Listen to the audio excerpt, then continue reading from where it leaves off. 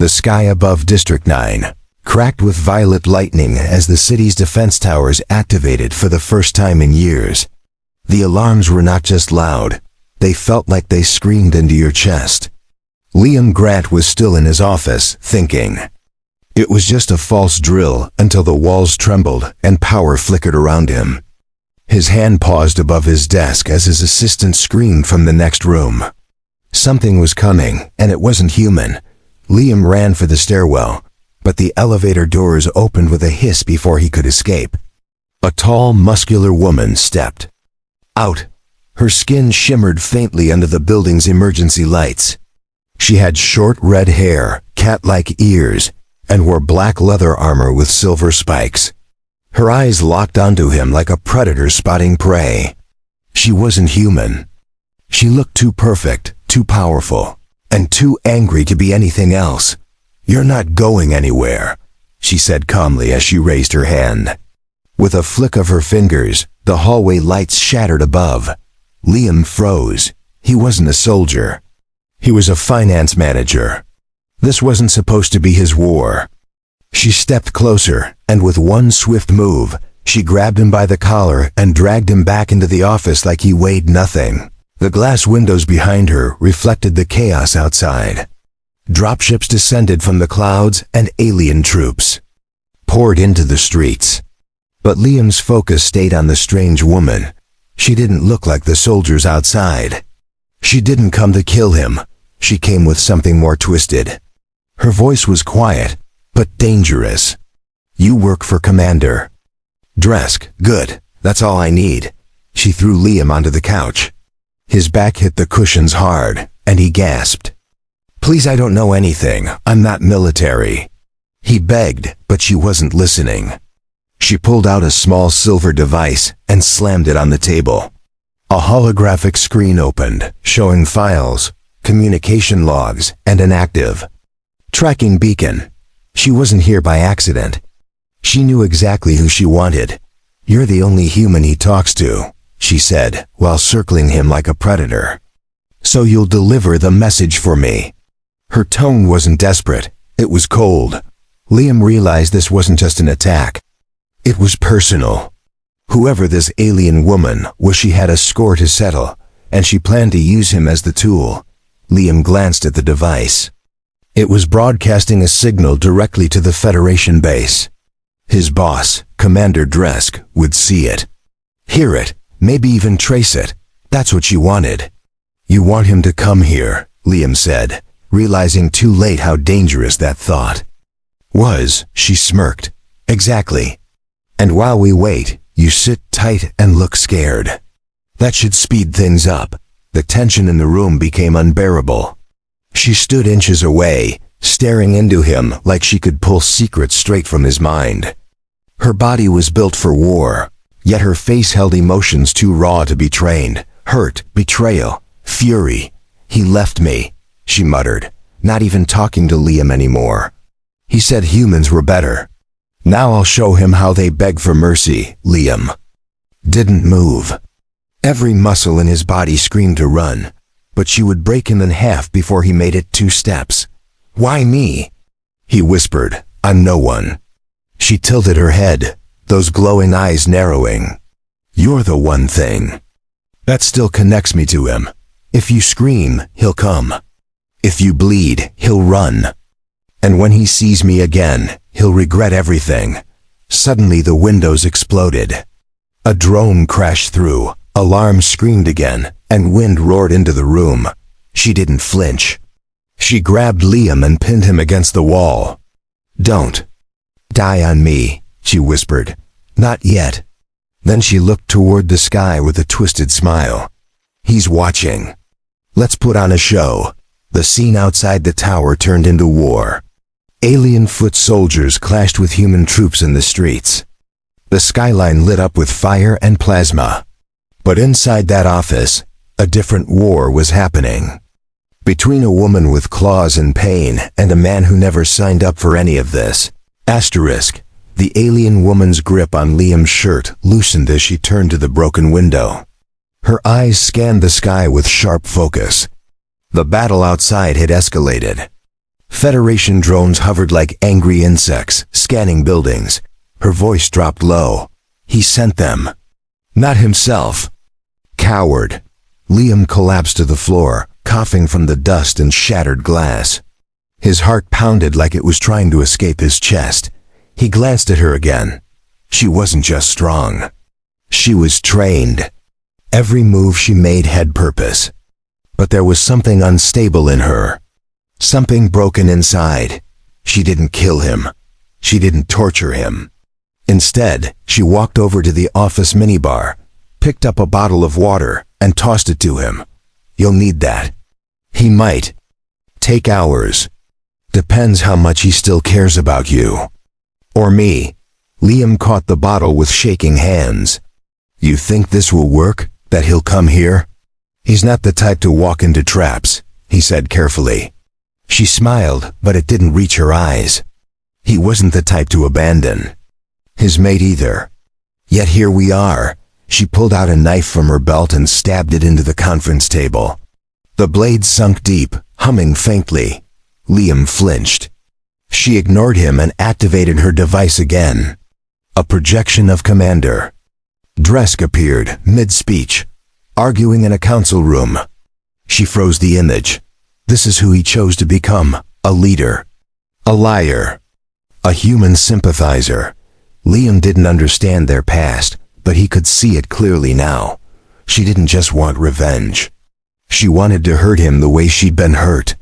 Through someone innocent. Someone he might value. Liam wasn't just bait. He was the emotional grenade she planned to throw. She paced the room while the wind howled through the broken window. He told me I was dangerous, that I couldn't control my rage. Maybe he was right, she muttered. Liam didn't answer. Every word felt like a match in a room full of gas.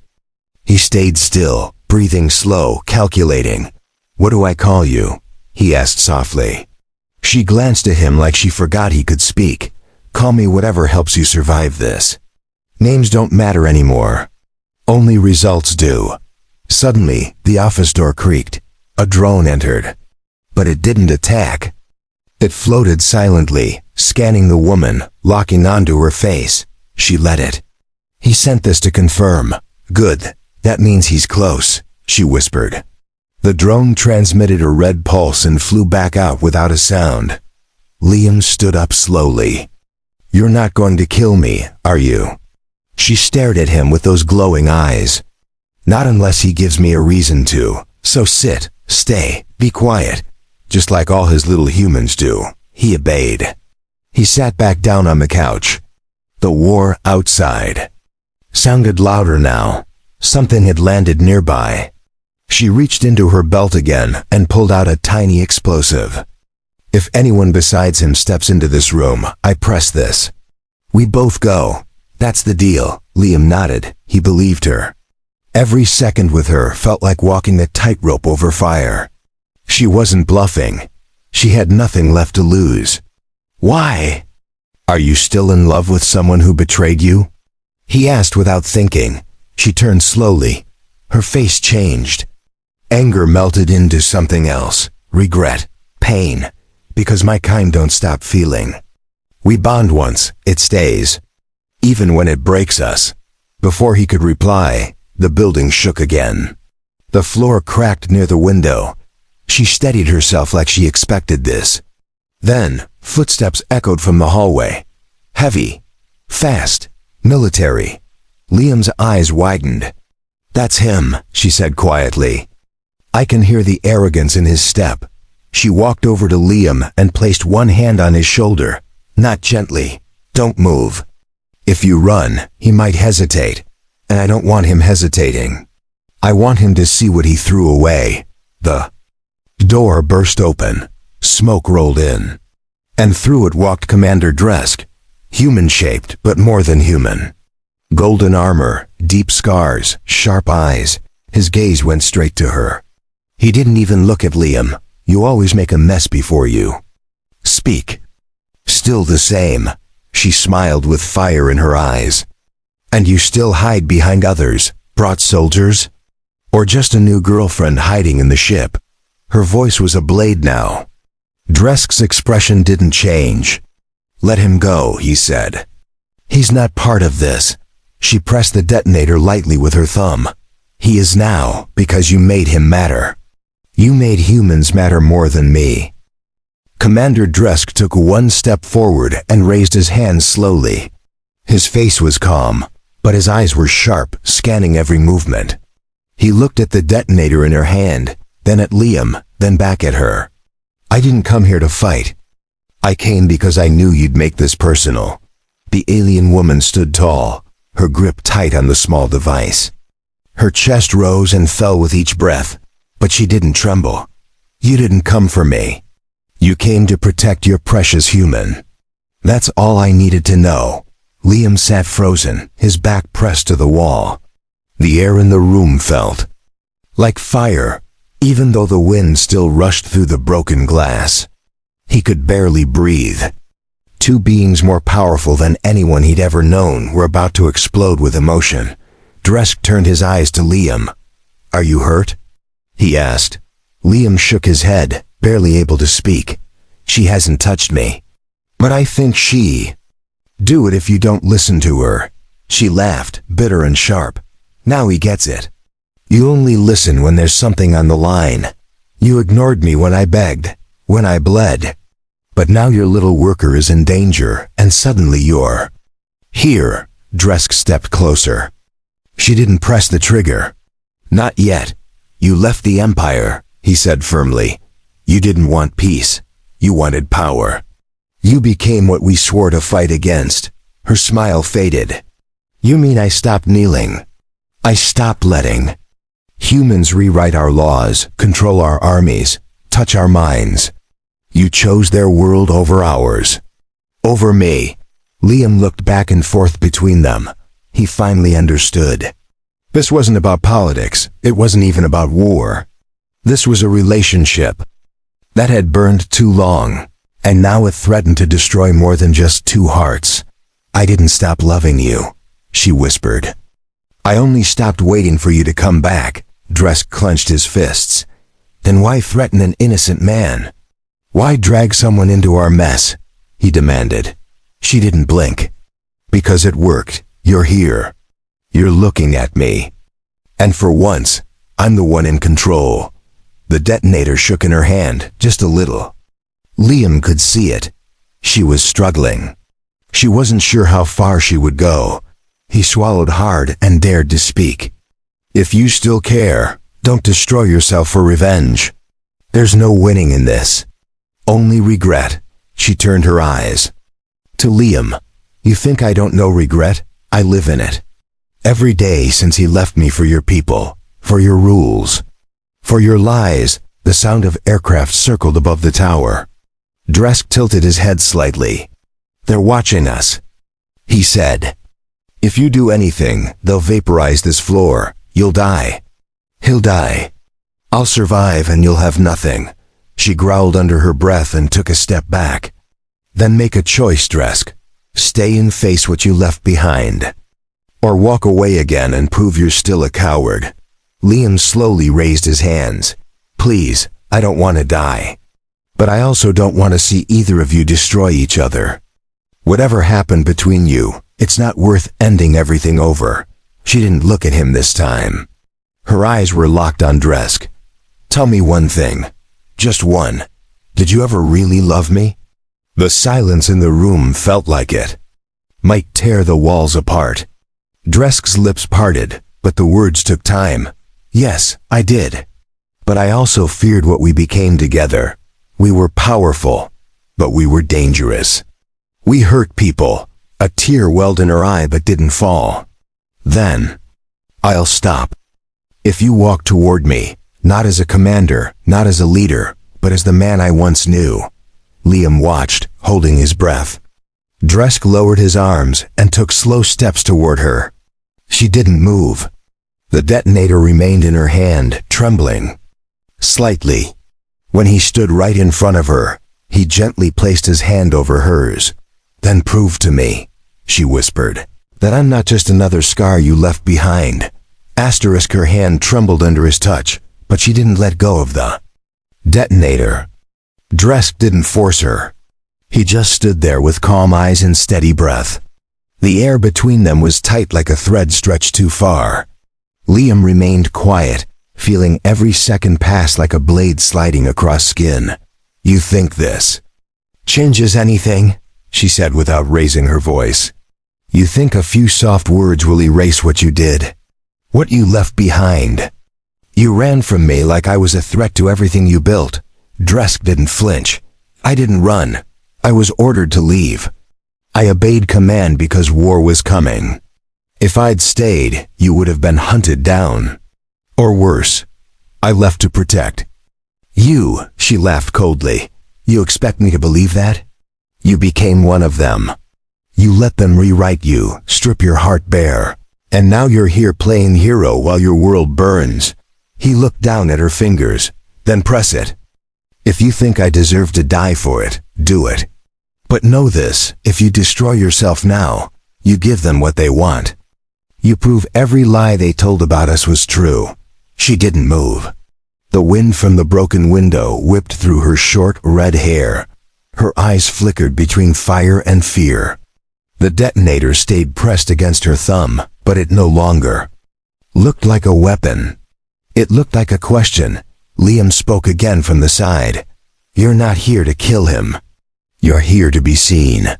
To be heard. You want him to know how deep it cut when he left.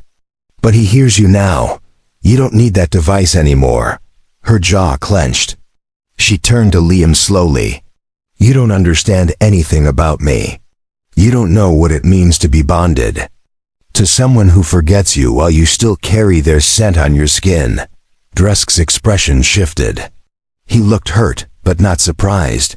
"You were never forgotten. I spoke your name every day in my head, but I couldn't speak it aloud. I was surrounded by people who feared you. Feared us." She stepped back, still holding the device. "Then you let fear win. You let their fear shape your love into silence. That's not strength. That's betrayal." The silence stretched again. The sun behind the towers was beginning to sink, turning the sky into a mix of red and blue. Distant sounds of gunfire echoed through the city, but this room remained untouched, frozen in its own storm. She looked at Dresk for one long second. Then she pressed the detonator hard. Liam jumped, throwing himself to the floor, but nothing exploded. The light on the device blinked once and faded. She had disabled it. Dresk took a deep breath. "Thank you," he said simply. She tossed the device to the floor without looking at it. "I didn't do it for you. I did it because I refuse to become what they think I am." Liam stood slowly. His legs felt like stone. "So what happens now?" he asked. She turned to him, eyes softer than before. "Now I disappear, again, but this time it's my choice. Not his." Dresk stepped closer. "You don't have to run. Things are different now. The Federation listens. They might even accept peace between our kinds if we show them it's possible." She shook her head. "Too late for that. Peace built on silence is not peace, it's control. And I won't kneel again." She turned and walked toward the broken window. For a moment, Liam thought she might leap out into the wind. But instead, she tapped a small badge on her belt. A circular pod shimmered into existence outside the building, hovering just beside the glass. She climbed out and paused one last time. Looking back at both men, she said only one thing. "Don't forget me again. If you do, I'll return not as a woman, but as a warning." With that, she vanished into the sky, her ship disappearing in the clouds. The room fell into a heavy silence. Dresk lowered his head. Liam sat back down, finally breathing without fear. The storm had passed, but its weight still lingered in the air. The wind settled, but the room remained shattered. Glass covered the floor. A chair was still smoldering from a broken wire. Liam sat with his head in his hands, trying to process everything that just happened. His chest rose and fell as if he had run miles, Dresk stood near the broken window, unmoving. His golden armor reflected the dying light of the sun. His face looked older now, like that short conversation had taken years from him. He didn't speak, not even to Liam. He only stared at the sky where she had vanished. She could have killed. "Me," Liam finally said. "She didn't. I don't think she ever planned to." "Not really." Dresk nodded without looking at him. "She came to remind me. To make me feel what I made her carry alone. That's a pain no soldier can train for." Liam pushed himself up and stepped closer. "You said you still cared. So why didn't you go with her? Why didn't you stop her from leaving?" Dresk turned around slowly. "Because if I chased her now, it would look like guilt, not love. And she deserves more than my guilt." Outside, the city burned quietly. Fires in the far districts, ships retreating, sirens echoing in the distance. Yet this office, broken and scarred, felt like the heart of a deeper war. One not between armies, but between memories. "Are we safe now?" Liam asked. Dresk picked up the discarded detonator from the ground and studied it.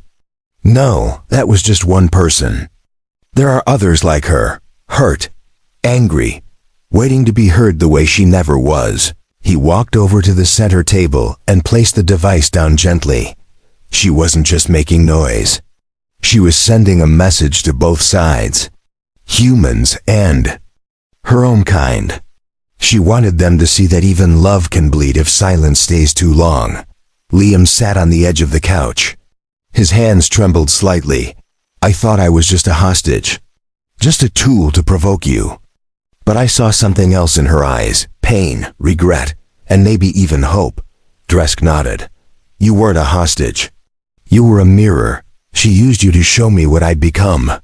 A man who couldn't look weakness in the face without turning away." A Federation medic team arrived minutes later. They checked Liam, stabilized the building's structural alerts, and left after a short report. No one questioned Dresk. His authority silenced all doubt. But even he looked smaller after what happened. As the medics closed the broken door, Liam looked at Dresk again. "You think she'll come back?" he asked. Dresk didn't answer right away. He stared at the skyline and spoke with slow certainty. "She'll come back when the galaxy is ready to listen. Not before." Liam stood up and walked toward the office entrance. The hallway lights flickered weakly. War had shaken the city, but life would continue. Even broken places had to heal eventually. Before he stepped out, he turned one last time. "She wasn't just your past. She was your future too. You just didn't see it until she was almost gone." Dresk looked down at the floor, then at the cracked glass where the light touched faint shadows. "I saw it. I just didn't believe I was worthy of it." Liam left the room. The elevator still didn't work, so he took the stairs. Each step echoed in his ears like the ticking of a clock counting down to something unknown. Whatever peace had existed before was gone. The moment the front doors opened, a gust of wind struck his face. The city looked different. Not just from the fires or the smoke, but from what he now knew. The war outside was nothing compared to the war inside, those who had loved and lost. Somewhere in the sky, her ship disappeared into the stars. Silent, watching, waiting for a world that could understand her pain without forcing her to scream it through violence. 2 weeks passed since the standoff in the tower. The news called it a terrorist incident. The Federation called it a diplomatic crisis. But Liam called it something else. A wake-up call. The kind that doesn't leave when the headlines change. His life returned to routine on the outside. He still worked in the same building, same desk, same screens. But his mind was never the same. Every shadow felt heavier. Every silence had a voice he could almost hear. Commander Dresk disappeared from the public eye. He didn't return to military command. Rumors said he requested reassignment to a quiet station near the Outer Rim. Others whispered he was suspended. Liam knew better. He left on purpose, Dresk had stood by that broken window for hours after Liam left. No orders, no guards. Just silence. That was the first time the great commander had no one to lead, no battle to plan, no war to win, and somewhere in the stars, she was still out there. The woman with red hair and glowing eyes. The one who came not to kill, but to be remembered. To hurt him in the same way he had hurt her. One afternoon, Liam received an encrypted package. No name, no sender. Just coordinates and a recorded message. He almost didn't open it. But something in his chest pulled him forward. Curiosity mixed with something deeper. Something like loyalty. The message was her voice. Clear, strong, not angry this time. Not broken. If he's still watching, tell him I found the old garden. The one we planted on Sirith 4, it's still alive. Just hidden under ash and rock. Like us. Liam sat in silence, listening again. Her tone wasn't sharp like before. It carried something rare. Forgiveness, but not surrender. She wasn't asking for a reunion. She was offering truth. He doesn't have to come, I won't wait. But I left a flower blooming for him. He'll know which one. If he chooses to. See it again, then maybe we both get to be more than scars. Liam sent the message directly to Dresk's last known address. He didn't expect a reply, and none came, not that week. Not the next. The galaxy was big, and hearts often got lost inside it. But then the news changed. One small story buried deep in the reports. A former Federation outpost on Sirith 4 had been reactivated. One visitor, one transmission. One man. Liam knew it was him. He didn't need proof, he just knew. Some endings didn't need applause, they just needed space. Space to heal, space to bloom. Space to choose each other again. Far from war. Far from orders. Far from the noise of politics and pride. Two souls had found the courage to speak again, not with weapons. Not with threats. But with the memory of what once was, and what could still be. In that ruined garden under alien skies. A single flower bloomed deep red, glowing faintly against the ash. A symbol of what survived the fire. A sign that love, even if broken, could still return in a different shape. And in that silence, no more detonators were needed. No more hostages. Just two hearts that finally faced each other without armor.